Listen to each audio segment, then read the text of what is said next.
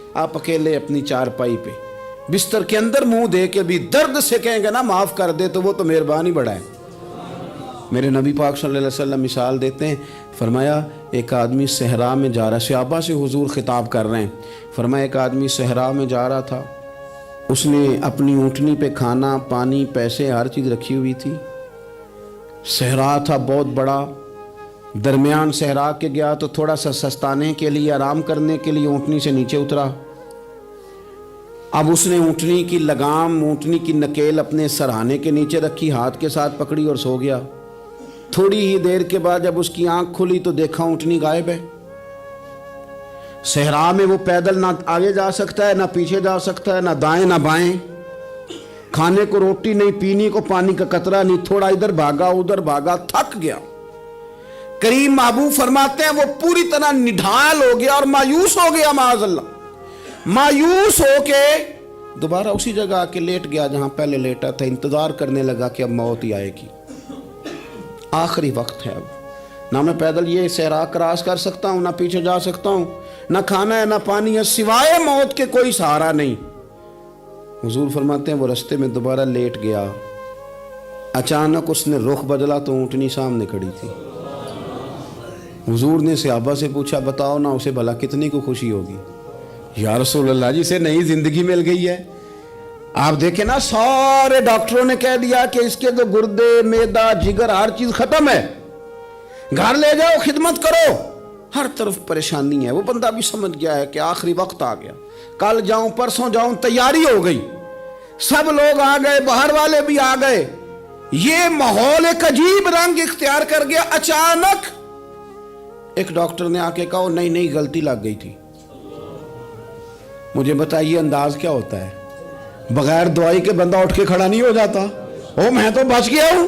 نبی پاک صلی اللہ علیہ وسلم فرمانے لگے اس کی اونٹنی مل گئی، بتاؤ بھلا اسے کتنی خوشی ہوگی؟ یا رسول اللہ وہ تو دوبارہ دنیا میں آ گیا۔ حضور فرمانے لگے اسے کچھ بھی خوشی نہیں ہوئی۔ جب کوئی رب کا گناہگار بندہ آ کے توبہ کرتا ہے، رب کو اس سے کئی گنا زیادہ خوشی ہوتی ہے۔ میرا بندہ آ گیا ہے، میرا بندہ آ گیا ہے، میرے گھر آ گیا۔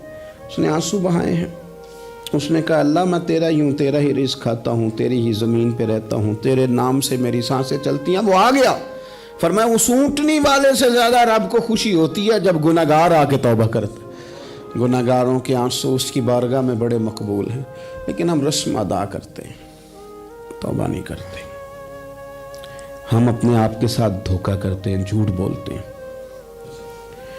اللہ تبارک و تعالی اپنے بندوں کے حق میں رحمت والے فیصلے کرتا ہے، درگزر والا معاملہ فرماتا ہے۔ جگہ جگہ قرآن مجید میں اللہ تعالیٰ نے اپنے بندوں پر رحمت کرنے کا ذکر فرمایا ہے۔ ان اللہ یغفر الذنوب جمیعا، فرمایا بے شک رب تمہارے سارے ہی گناہ معاف فرما دے گا، تم نا امید نہ ہونا، وہ معاف کر دے گا تمہیں۔ قرآن مجید میں فرمایا ان اللہ بالناس لرؤوف الرحیم، بے شک اللہ اپنے بندوں پر بڑا ہی مہربان اور نہایت ہی رحم کرنے والا، رؤوف اور رحیم ہے، بڑا مہربان ہے، کرم فرماتا ہے۔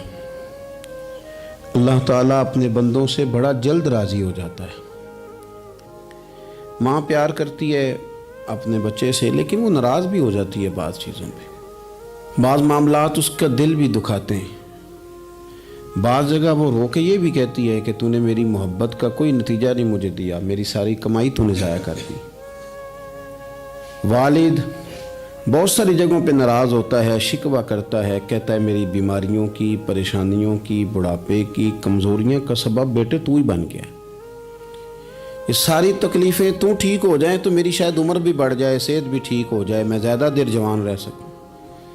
ناراض ہوتے ہیں ماں باپ، اسی طرح ماں باپ راضی بھی ہو جاتے ہیں، وہ بڑی جلدی راضی ہو جاتے ہیں۔ میں اکثر کہتا ہوں کہ والد کو راضی کرنے میں 5-7 منٹ لگ جاتے ہیں، اماں تو 1.5-2 منٹ میں راضی ہو جاتی ہے۔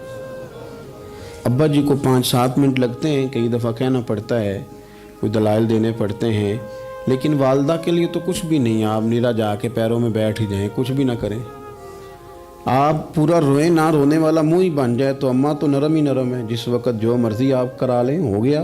اللہ تبارک و تعالی بلا مثال و بلا تشبیہ سمجھانے کے لیے عرض کرتا ہوں، اللہ بھی بعض معاملات میں اپنے بندوں سے ناراض ہو جاتا ہے۔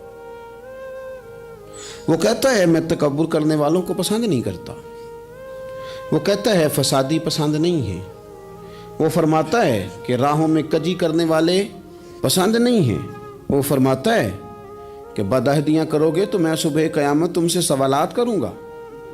اللہ تبارک و تعالیٰ بہت ساری چیزوں کو ناپسند کرتا ہے، ناراض ہو جاتا ہے۔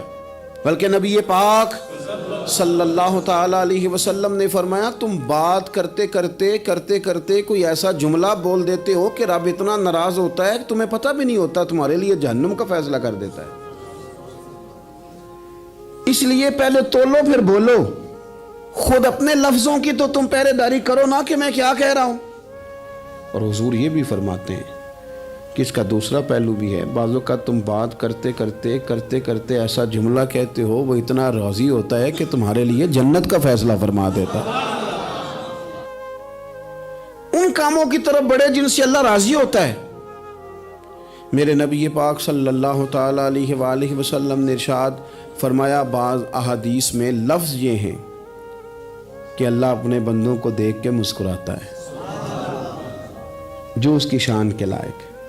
جس ترتیب سے ہم مسکراتے ہیں، جس ترتیب سے ہم روتے ہیں، جس ترتیب سے ہم کسی بات کا اظہار تشکر کرتے ہیں، خدا ان باتوں سے پاک ہے۔ اب بہت ساری حدیثوں میں آیا کہ وہ مسکراتا ہے، تو کیا مطلب ہے مسکرانے کا؟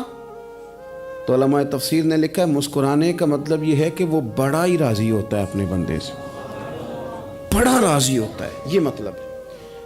ایک تو مسکرانے کا مطلب یہ کہ وہ بڑا راضی ہو گیا، وہ مسکرا دیا اپنے بندے پہ۔